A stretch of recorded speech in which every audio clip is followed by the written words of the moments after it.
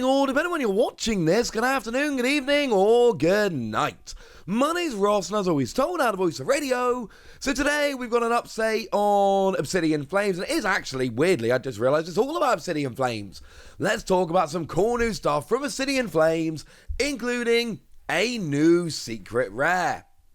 Now, technically, I suppose this has gone and been revealed from Ruler of the Black Flame, but given the Ruler of the Black Flame is going to come over here as Obsidian Flames, I think I can forgive it.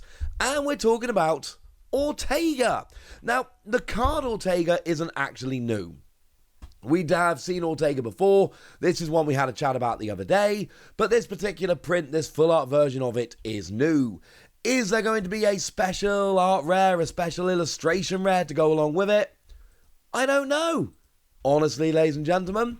But it is worth noting that a lot of the time, the ones they show off as full arts a little bit earlier do tend to go and get the special illustration rares a bit later on.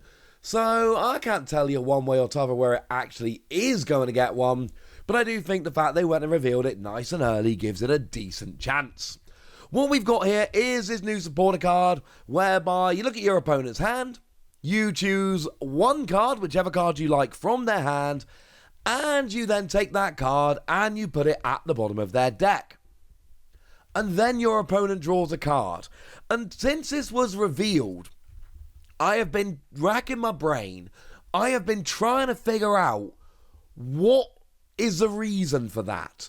Why we've got this draw a card afterwards. Because this isn't exactly like hugely powerful. This isn't take all but one card in your opponent's hand and put the bottom of the deck or anything like that.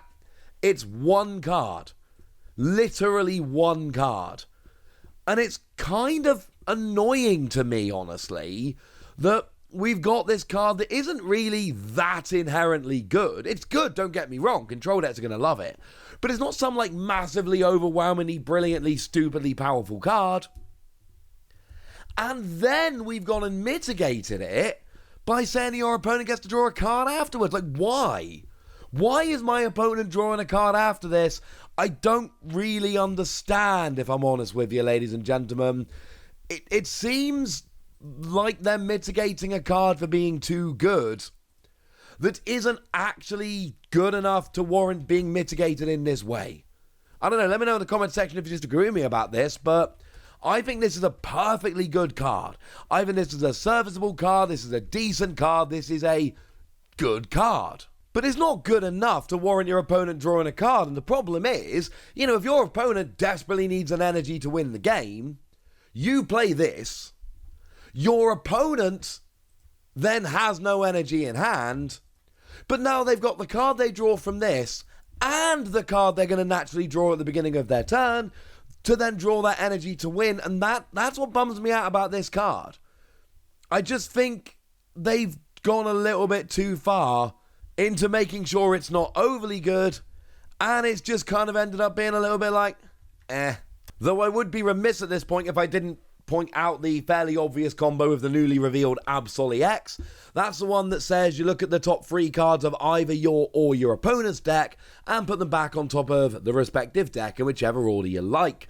So one of the cool things you can do with this is use this to look at your opponent's hand and then put a card on the bottom and kind of make sure they don't have what they need, and then start deck locking them with Absol, making sure they're not going to draw into anything, and then using the attack when you know they're not going to draw into anything. Although again, we run into the problem of, well, hang on a second, that would work really well if your opponent didn't get to draw a card at the end of it. And that's the problem here. Because your opponent's drawing a card at the end of it, I can look at their hand with this and know they've got nothing. Take the one card they've got that can help, and then start locking them down with Absol, except the fact they draw a card of Ortega after I play it, and if they draw something that's going to get them out of it, then playing Ortega and then using the attack on Absol to lock them is for nothing. And I'm sorry, but if I've played a supporter card and use my attack for the turn doing no damage to try and lock my opponent down, and they get out of it because they draw one random card with a supporter, this is why it annoys me, frankly, ladies and gentlemen. That's why it annoys me. Hey-ho. Now, there is some other news that has gone and been revealed about Ruler of the Black Flame, which is actually really about Obsidian Flames, and that is the news that we've got the binders. The binders have gone and been revealed. Yay! I don't know why it took so long, frankly, ladies and gentlemen. I don't know why it took so long for these binders to be revealed, but they have gone and been revealed. Here is a 9-pocket binder. It features the Terra Pokemon that, well, no, not really. So does the other one. It features the type, no, so does the other one. It features the 2 big dragony ones. Except Charizard isn't a dragon. I don't know. Either way, it's got Charizard and it's got Dragonite. As always, remember these are they're the booster packs. This is what they do. These are the booster packs, and we've got Charizard, and we've got Dragonite, and this is lovely because the booster pack artwork is cool. I like these binders. Now, I don't generally tend to collect them because I've got other binders I prefer the kind of fit of cards into, but from a visual standpoint, from a design standpoint, I really like these. I really like the fact that they're showing off the booster pack artwork, and of course, with these binders, you get a better look at the booster pack artwork, ironically, than you do on the booster pack themselves. The other one, of course, has only 4 booster packs, so the other one features Tyranitar and Revavroom. All of these cards now have actually gone and been revealed, which is rather lovely. And of course, do remember that Dragonite is actually from the Omakase decks over in Japan. The EX starter decks is one of the 2 Terra ones that you have to kind of cross your fingers a little bit and hope, which is a bit weird, but it's very cool, ladies and gentlemen. Very, very cool indeed. So yeah, if you like the art on the booster packs, I frankly do like the art on the booster packs, hey, wonderful news, we've got these coming in, and that's lovely. But there is one other thing we've got to talk about, and it is actually a new card that has been revealed from Scarlet and Violet 3 from Ruler of the Black Flame, which is going to come over in Obsidian Flames. We've got ourselves a lovely new Bellossom. Now, what we've got here is 130 HP on a stage 2, which is low and honestly a little bit embarrassing. For a single energy, 30 damage plus sleep. Your opponent's active Pokemon is now asleep. Yeah. Woo. It's not particularly good though, is it? Like, if we're honest, it's not particularly good. It's not particularly exciting. It's there. But, yeah. Like, single energy, 30 damage plus sleep. You give this to me on like a big basic Pokemon, bit of damage and a special condition. I'm like, yeah, let's do this. Give it to me on a stage 2? Oh, no. No.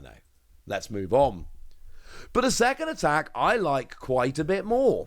We've got single grass energy, and you flip a coin for every energy attached to this Pokemon, and the attack does 90 damage for each heads that you flip. Cool. It's actually a pretty nice attack. It's a little bit unreliable. It's flippy.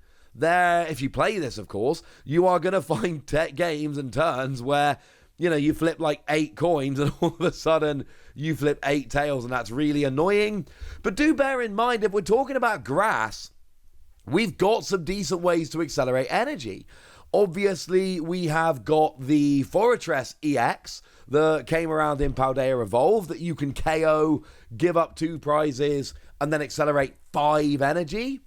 Now, giving up the prizes is, of course, less than ideal, but let's not forget you can combine this with Iono, and then, you know, you give up prizes, but you then put your opponent down to a low hand size, and then you've got this, which is just absolutely wrecking. If you flip heads. The other one is, of course, Gardenia's Vigor. The supporter card allows you to attach 2 grass energy. It's cool, it's fine, it, you know, gets more energy onto the field. I don't think it's particularly stunning and amazing. Not for a card like this. You know, if it's an amazing card that needs 1 or 2 extra energy, Gardenia's Vigor is great. But something like this, you really do need to kind of pile on the energy. It's why Fortress comes up so good. And look, I will tell you that this is quite nice. And we've got ways to accelerate the energy. And if you can flip a decent amount of heads, this is pretty cool. I could also tell you Ambipom.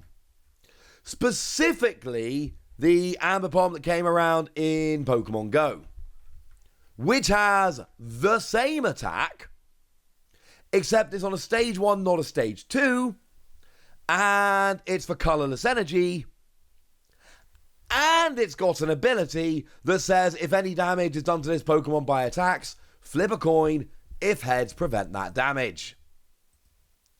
I can't take Bellossom seriously in the face of that. And look, don't get me wrong, Ambipom is 60 times, whereas Bellossom is 90 times. It's 50% more damage. I grant you. And the grass typing means you're hitting for weakness, which Ambipom is never going to be.